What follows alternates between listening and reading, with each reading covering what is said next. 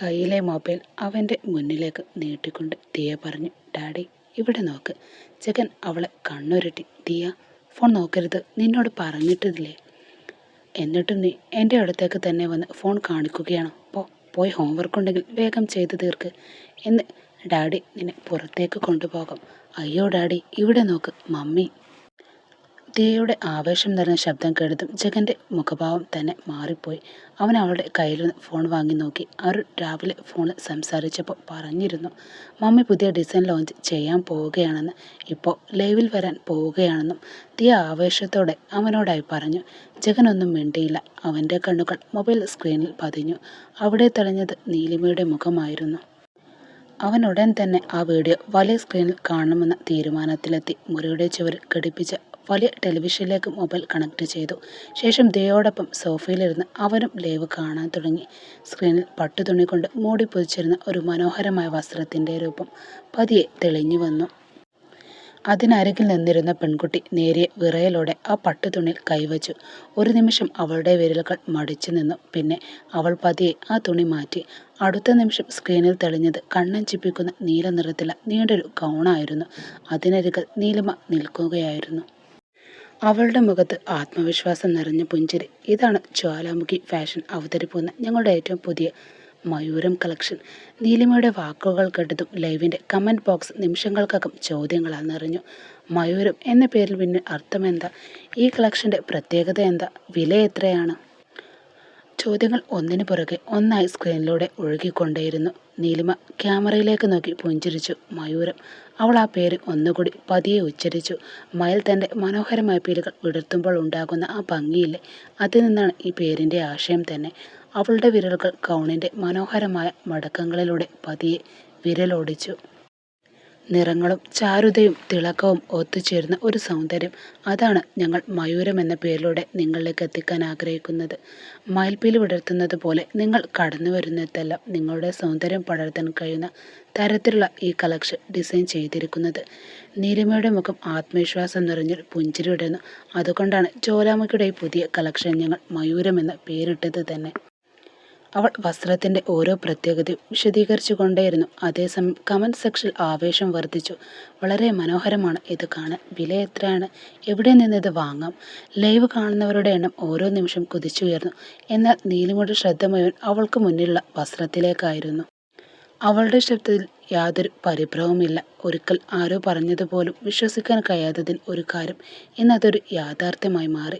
രാജ്യത്തെ തന്നെ അറിയപ്പെടുന്ന വലിയൊരു ബിസിനസ് സാമ്രാജ്യത്തിൻ്റെ ഉടമയായ സ്ക്രീനിൽ തെളിഞ്ഞു നിൽക്കുന്ന നീലിമയുടെ ഡിസൈനിൽ നിന്ന് കണ്ണെടുക്കാനാവാതെ നോക്കി നിന്നു. അവൻ്റെ കണ്ണുകളിൽ അത്ഭുതത്തിൻ്റെ തിളക്കമുണ്ട്. അവൻ ഉടൻ തന്നെ മൊബൈൽ ഫോൺ എടുത്തു സായന്തിന് ഒരു സന്ദേശം അയച്ചു. ഇപ്പോൾ തന്നെ ഈ ലൈവ് ഒന്ന് കാണൂ. എൻ്റെ എല്ലാ ഡിസൈനർമാരോടും ഇത് കാണാൻ പറയണം.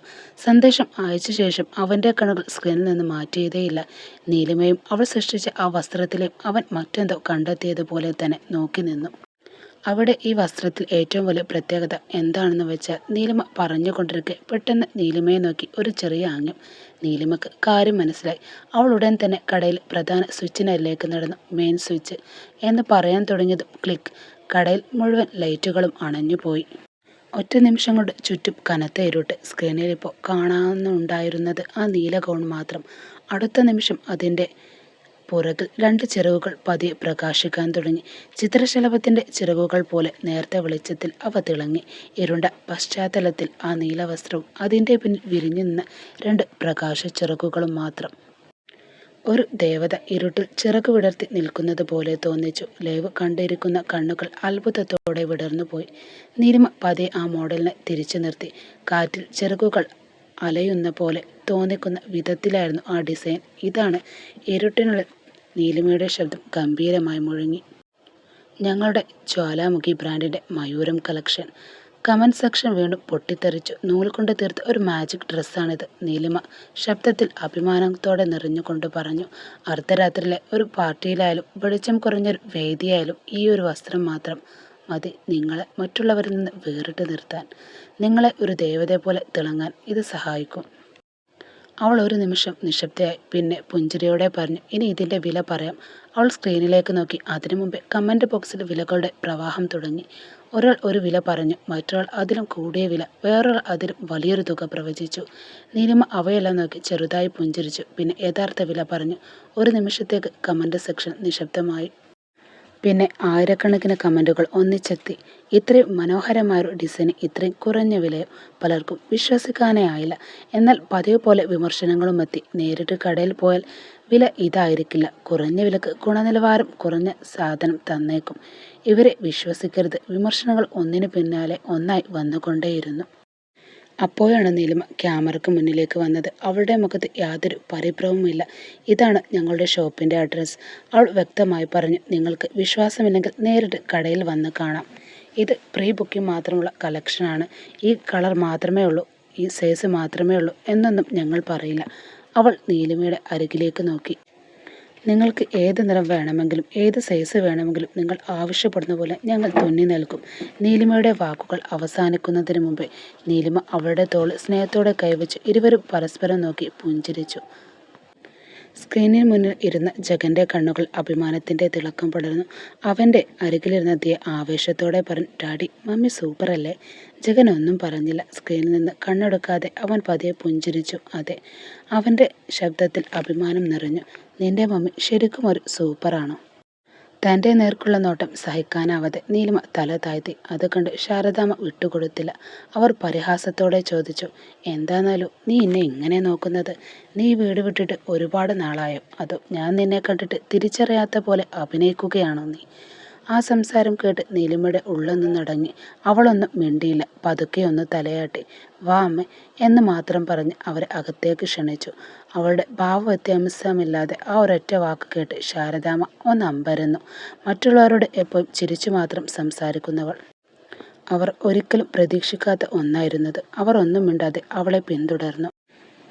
ഇരിക്കമ്മേ, നീലിമ തറയിൽ പായ വിരിച്ചുകൊണ്ട് പറഞ്ഞു. അവർ രണ്ടുപേരും പായലിരുന്നു. ശാരദാമ്മ അവിടെയുള്ള ഓരോ സാധനങ്ങളും വളരെ കൗതുകത്തോടെ നോക്കി. ചെറിയൊരു കുടിൽ, ഇതിനുള്ളിൽ എങ്ങനെ ഇവൾ കഴിയും? നീലിമ കുടിക്കാൻ വെള്ളം കൊണ്ടുവന്നു. വെള്ളം കുടിക്കുന്നതിനിടെ ശാരദാമ്മ അവളെ നോക്കുന്നുണ്ട്. അവളുടെ മുഖത്തെ ഗൗരവം അവർക്ക് അതിശയമുണ്ടായി. എന്തു പറ്റിയവൾക്ക്? അവർ മനസ്സിലാലോചിച്ചു. എല്ലാവരോടും നല്ലപോലെ പെരുമാറുന്നവൾ ഇപ്പോൾ എന്തുകൊണ്ട് എന്നെ കാണുമ്പോൾ ഇങ്ങനെ സംസാരിക്കുന്നു? ഇതേസമയം നീലിമയുടെ ഉള്ളിൽ പല ചിന്തകളും മിന്നിമറിഞ്ഞു. അമ്മ ഇപ്പോൾ വരാനുള്ള കാരണം എന്തായിരിക്കും? താനിനി എന്തു ചെയ്യും? അവൾക്ക് ഒരു തീരുമാനത്തിൽ അപ്പോഴും എത്താൻ കഴിഞ്ഞില്ല. നീലിമ, ശാരദാമ്മയുടെ ശബ്ദം ഇത്തവണ കുറച്ചുകൂടി കനത്തു. നീലിമ അവരെ നോക്കി. നീ വീട് വിട്ടിറങ്ങിയിട്ട് എത്ര ദിവസങ്ങളായി?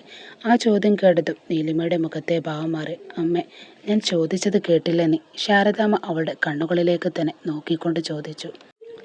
എത്ര ദിവസമായി നീ സ്വന്തം വീട്ടിൽ നിന്ന് ഇറങ്ങിപ്പോന്നിട്ട്? അതും ഈ രചനയുടെ വീട്ടിൽ വന്ന് നിൽക്കുന്നത് എന്തിനാ? നീലിമ ഒന്നും മിണ്ടിയില്ല. അവളുടെ മനസ്സിലൂടെ കഴിഞ്ഞ ദിവസങ്ങളിലെ ഓരോ സംഭവം കടന്നുപോയി. ഒടുവിൽ പതുക്കെ ശ്വാസമെടുത്തു. അമ്മക്ക് അറിയാത്ത ഒരുപാട് കാര്യങ്ങളുണ്ട്. എന്ത് കാര്യങ്ങൾ? ശാരദാമ്മയുടെ നെറ്റി ചുളിഞ്ഞു. നീലിമ കുറച്ചു നേരം മിണ്ടാതെയിരുന്നു. പിന്നെ പതുക്കെ പറഞ്ഞു, അന്ന് ഞാൻ ഓഫീസിൽ വെച്ച് രേവതിയെയും അച്ഛനെയും കണ്ടു. ശാരദാമ്മയുടെ മുഖത്ത് സംശയം നിറഞ്ഞു. അതിന് അവരെ രണ്ടുപേരും അങ്ങനെ ഒരുമിച്ച് കണ്ടപ്പോൾ ആദ്യം എനിക്കൊന്നും തോന്നിയില്ല. നീലിമയുടെ ശബ്ദം പതുക്കെ ഇടറി. പക്ഷെ അവർ തമ്മിൽ പെരുമാറുന്നത് കണ്ടപ്പോൾ എനിക്ക് മനസ്സിലായി, അത് വെറുമൊരു സൗഹൃദമല്ല. ശാരദാമ്മ നിശബ്ദയായി എല്ലാം കേട്ടു. അജയനും രേവതിയും തമ്മിൽ ഇന്നോ ഇന്നലെ തുടങ്ങിയ ബന്ധമല്ല അമ്മ അത്. നീലിമയുടെ കണ്ണുകൾ നിറഞ്ഞു. അജയന് രേവതിയുമായി ബന്ധമുണ്ടായിരുന്നു. അവൾ ഒരു നിമിഷം നിശബ്ദയായി. പിന്നെ വേദനയോടെ കൂട്ടിച്ചേർത്തു. അരുണിനെ ഞാൻ വയറ്റിൽ ചുമന്നിരുന്ന സമയത്ത് പോലും രണ്ടുപേരും ഒരുമിച്ചായിരുന്നു. ആ വാക്കുകൾ കേട്ടതും ശാരദാമ്മയുടെ മുഖം വിളറി. നീലിമേ? അതേ അമ്മേ. നീലിമയുടെ ശബ്ദത്തിൽ ഇത്തവണ ദുഃഖത്തേക്കാൾ ഉറച്ച തീരുമാനമായിരുന്നു. ഞാൻ കണ്ടതൊന്നും തെറ്റിദ്ധാരണയല്ല അമ്മേ.